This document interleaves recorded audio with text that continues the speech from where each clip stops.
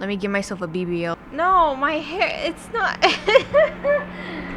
What the f do I even search up in this situation? I decided to challenge myself and create a 3D model of my persona and an animation within 1 week with zero knowledge of 3D or Blender beforehand. Enjoy my suffering. I wanted to make a low poly model since it seemed like a lot less work, and I decided to use Crashsune's videos throughout this challenge. Not only did it teach how to make a low poly model, but also how to color, rig, and animate it, which was great. I then got immediately stuck because whenever I tried to do a certain shortcut, it would open up my NVIDIA overlay, which I didn't even realize for a few minutes. My Alt-R does something else. What is this?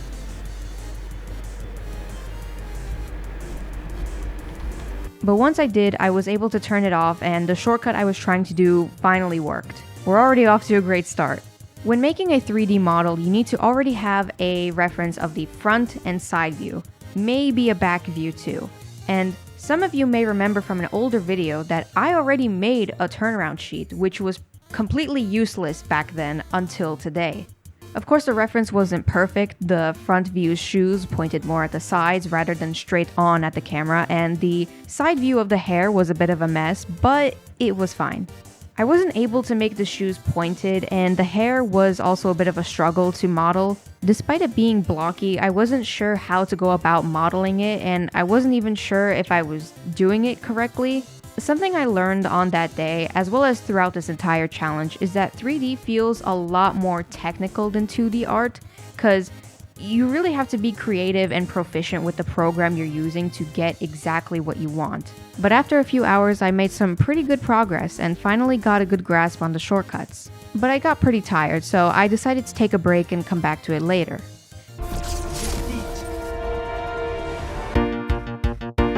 Instead of going straight back to the hair, I decided to work on some other areas of the model first. I tried to put a ball joint for the shoulder to resemble a doll, but it didn't work out, so I just ended up extending the arms and torso. After that, I finished up the hair and did the clothes. I wasn't sure if I should model the pants with or without the legs underneath since it's not visible, but I thought that on the off chance that I'd use this model again, I might as well just model both of them in. I also decided to leave the tail for later because I wasn't sure on how to make it or if I even wanted it to be included. I don't know if if these are good pants, but you know what, who cares? It's okay. Look at my polygon ass. Do I make that go like a little bit back? Let me give myself a BBL and then let's move it back a bit. If I back it up, is it fat enough? Overall, the model was practically complete. It wasn't 100% accurate to the reference, but it got pretty close and that was fine by me. I thought the modeling was going to be the hardest part, but I managed to finish it within 2 days, so I was feeling pretty good about myself. I stopped recording, but afterwards I tried to color the model by just changing the base colors, which didn't show up at all in the render. After doing some intense research, I found out pretty quickly that this would be something that take up an entire day and more of my energy, so I decided to leave that all to day 3. I spent almost the entire day learning about UV unwrapping, and it took a while for me to understand what it is. The best way I can explain it as of now is it's when you take an object and mark a seam along the edge as a way to tell Blender that you're cutting the shape from there. So Blender can then take that cut and unwrap the object into a flattened image. This is where you can color or texture your model. And I hate this so much. First off, it was a bit hard for me to, let's just say, unwrap the concept, which I'm willing to chalk down as a skill issue. But secondly, doing this just took a long time, and I wasn't even sure if I was doing it correctly, especially since as far as I could tell from the videos I watched, there isn't really a uniform way of going about it. You just need to figure out what works for you. This is fine. By the end of the day, I had done it, but I wasn't even sure what I was looking at anymore. Even after separating the unwrapping by what color they were supposed to be, the whole thing just felt wrong to look at. At this point, I was very tired and frustrated, so much so that I ranted into my microphone for 5 minutes, turned everything off, and as I was leaving, I saw that my microphone wasn't even connected. My whimsy and joy had been shot down by Blender, and I was filled with seething rage and hatred.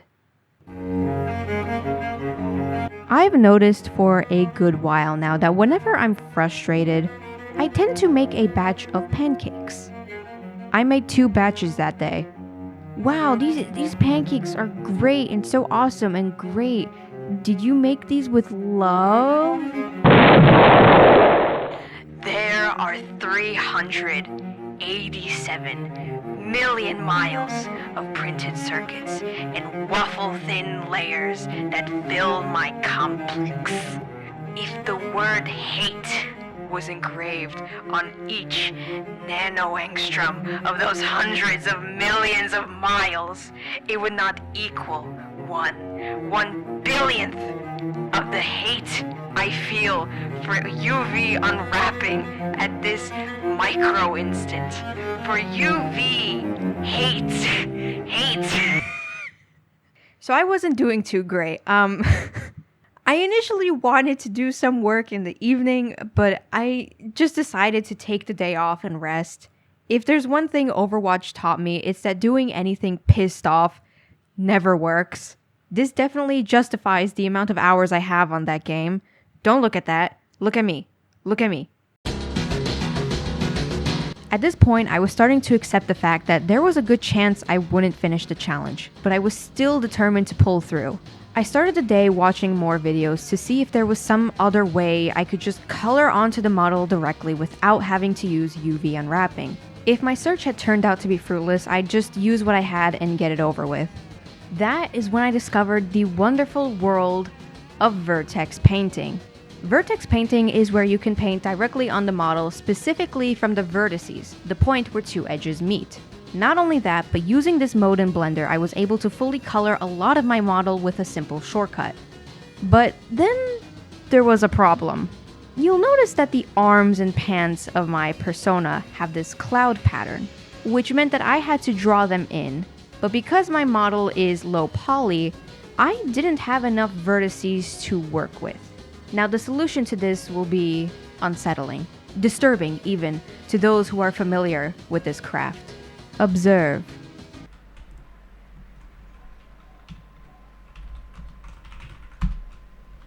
For those who know nothing about 3D, this is bad.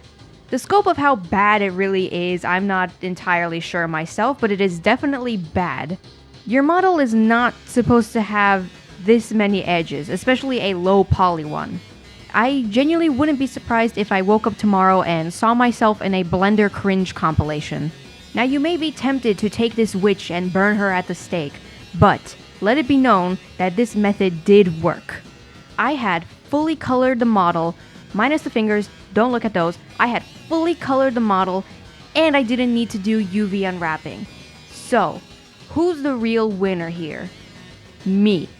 I also consistently had this problem where whenever I rendered the model, the shadows on the hair looked weird and the torso would have a white triangle on it for some reason. This was because I had 2 versions of the hair and torso, and while I did hide them from myself, it didn't get hidden from the camera because that was a different button altogether. So it would still show up in the render and would piss me off a lot. So I was very happy that I got that problem sorted out, colored my model, and I modeled the tail too. Feeling great. Literally, what could go wrong here? The hardest part was finally done, surely. The night was still young and I was still feeling pretty devious and daring, so I decided to try rigging the model as well. Once again, using Crush Sune's videos, I followed the directions to a T, which was long, tiring, and required a lot of back and forth. But problem, I noticed that a lot of the limbs weren't moving correctly or were just glued into place. But I let it slide, thinking that the next video would help, since it was about weight painting, where you basically tell Blender, hey, this part is supposed to move with this part. You'll notice that this is a very simple and probably horrible explanation. The reason for that is because I dropped this very quickly. I did start doing it and was able to make the head move with the neck, which was great, but then I got a little too full of myself and thought, hey, why don't I add some bones to the ears so I can move them around? Just some simple bones to ears.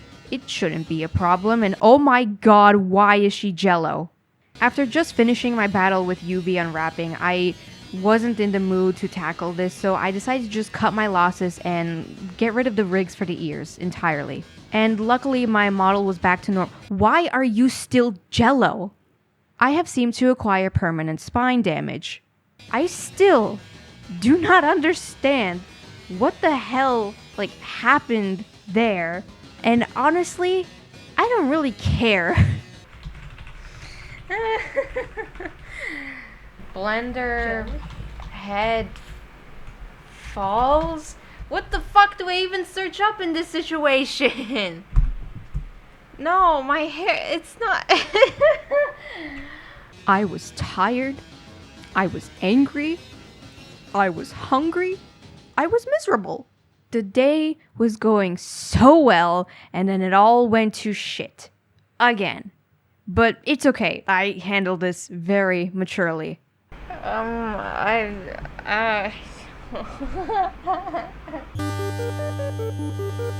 was really considering downsizing the project at this point, but knowing me, I work best when there's a fire right under my ass, so I pulled myself together before I could even think about making another batch of pancakes, and watched more rigging videos.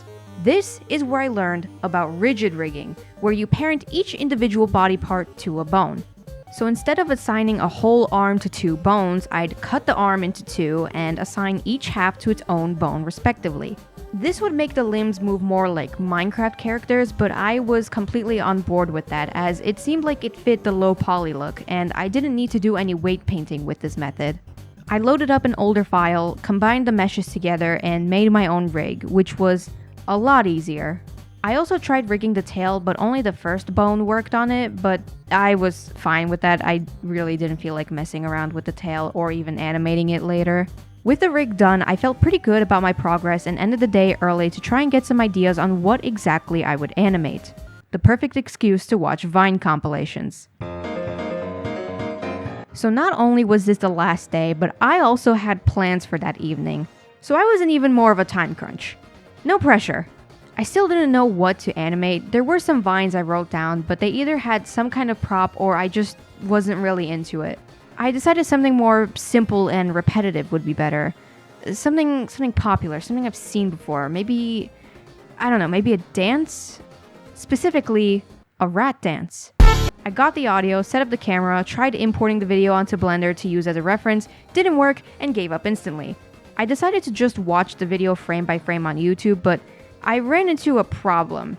You see, if you look very closely here, easy to miss, but you'll notice that this rat has very rat-like proportions and body, and is also a rat. My character, again, pay attention, my character has very human-like proportions and body, and is not a rat, allegedly. Basically, I needed a more humanoid reference to get a better visual of the key poses, and that's when I remembered that this exists. Perfect excuse to put this video on loop. I went through it frame by frame and scribbled the key poses down on my sketchbook. Very simplistic, maybe even barbaric, but it's all I needed. I also changed the hands because I didn't feel like animating the fingers, so I just turned them into blocks. I did the keyframes and was very surprised to see that I could copy the bones, flip them, and just have the model follow it correctly. I am genuinely so happy that that is a feature. However, I also found out that Blender does not have a built-in onion skin tool, which was genuinely mind-boggling to me. Every animation program I've ever worked with before had that, but I guess I was just spoiled. I tried to find an add-on, but they either costed money or just didn't work for whatever reason. Well, we're doing it like the old 2D animators did it, just flipping frame by frame to just see by eye. No onion skin. Fuck you. No onion skin. Kill yourself if you want an onion skin. I hate Blender so much. So I let my onion skin dreams go and followed the footsteps of the pioneers of animation. I just went back and forth between the keyframes really fast to do the in-betweens, which worked out surprisingly well. Will I ever do this again? Absolutely not. I love my onions. They have layers. Despite the animation being pretty simple, I was really happy that I was finally animating and that it was turning out well. I set up a little room, messed around with the spotlight and camera, exported it, and finally, here is the final result.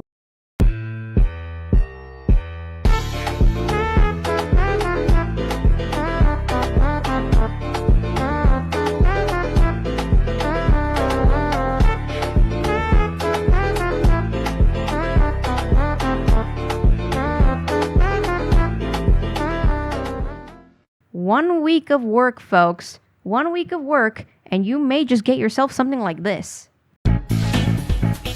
Now, there are a few problems with this.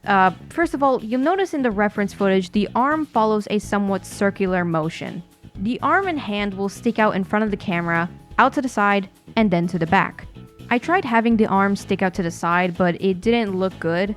Maybe if I made more adjustments or just worked with 24 frames per second instead of 12, I could have pulled it off, but again, not much time left on the clock, so I did what I could. The dance also had a bit of a jump to it, which I wasn't able to capture either. I think from now on it'd be better to work with 24 frames per second and switch between animating on 1s or 2s depending on the situation. Any higher than that and I will explode. My flat 2D ass can only handle so much. The last thing I also want to point out is the pants. I cut them in half for the rigging, which I don't think I'd ever do again in the future, but I do like how when it splits open, it kind of looks like sharp teeth because of all the subdivisions I did.